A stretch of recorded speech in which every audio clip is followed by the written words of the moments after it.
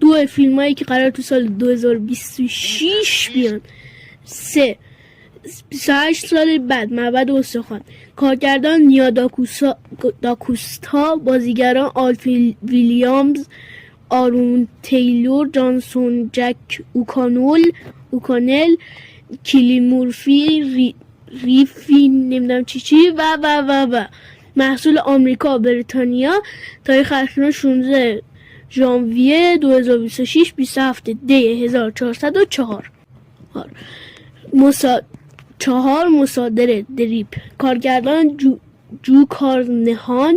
بازیگران مت دیمن، بن افلیک، استیون تیانا تیلور، ساشا کایر و محصول آمریکا.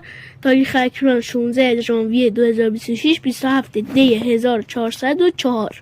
برای پارت‌های بعدی ساب کن. خداحافظ.